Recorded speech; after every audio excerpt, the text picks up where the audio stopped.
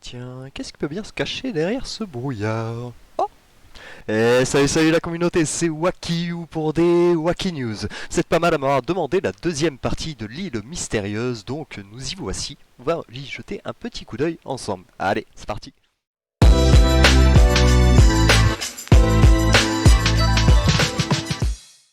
Et donc voilà la deuxième partie qu'ils nous ont découvert. Bon, malheureusement, à ma grande déception, ce n'est toujours pas à la hauteur de la première map. Pour moi qui était vraiment... la première partie de l'île 1 était vraiment fameuse. Après, bon, c'est toujours pas mal, hein, on va pas dire qu'il n'y a pas de matos, mais bon. Donc ici on a toujours un petit cadeau du Dominion, qui pour moi est la ressource numéro 1 à les targets, hein, vraiment ici. Tout simplement, c'est la ressource qui a le plus de valeur, à moins que vous soyez... à moins que vous en ayez plein, mais si vous voulez en plus monter vos titans un petit peu de la lumière, de vos totems de la lumière et ainsi de suite, c'est pas mal de pouvoir coffrer des pièces. Donc c'est pas mal de pouvoir faire des stocks du cadeau du Dominion, d'autant plus qu'il y a une insigne qui va avec. Alors bien évidemment des endroits comme ceci, ce sera plus intéressant puisqu'on a deux fois deux insignes, hein. Il faut choisir au bout d'un moment, c'est soit le cadeau des éléments, soit les insignes. Mais étant donné que apparemment les saisons ça va devenir, enfin l'île mystérieuse, ça va vraiment devenir quelque chose de mensuel, hein, je pense on l'a vite compris. Donc du coup, je pense que on va pas manquer sur le long terme, en tout cas d'insignes. Donc du coup, je me dis que c'est pas forcément ce que je vais target le plus. Ici, comme on peut le voir, malheureusement, ce que je dis par rapport à la première île, c'est qu'on peut voir que en termes de diamants, c'est pas foufou.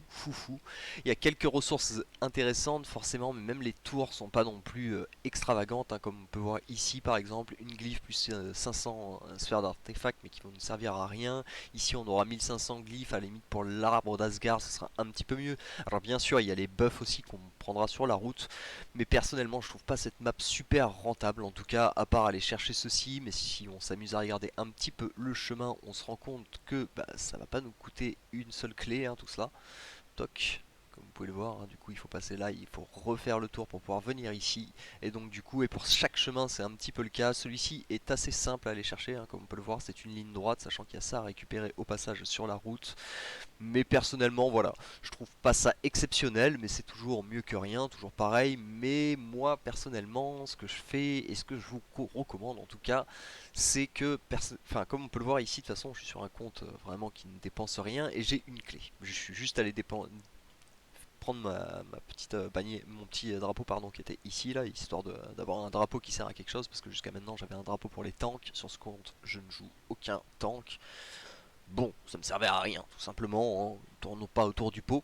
Donc tout simplement, j'ai décidé donc de juste débloquer ceci, et pour le moment, en tout cas, même si j'étais je sais que sur mon autre compte, je suis à 20 clés, je n'ai débloqué aucun pour le moment chemin, car j'estime qu'il y aura des îles qui seront plus rentables, et dans tous les cas, si on se retrouve sur une île où on peut aller chercher vraiment que les bonus qui nous intéressent, car on a des clés d'avance, en gros, ça peut être pas mal. Et je pense que les loops les coups d'explorateur, quelle que soit la saison, en tout cas ce sera toujours la même ressource qui nous sera demandée, c'est ce qui s'est déjà passé entre la saison entre l'île 1 et l'île 2.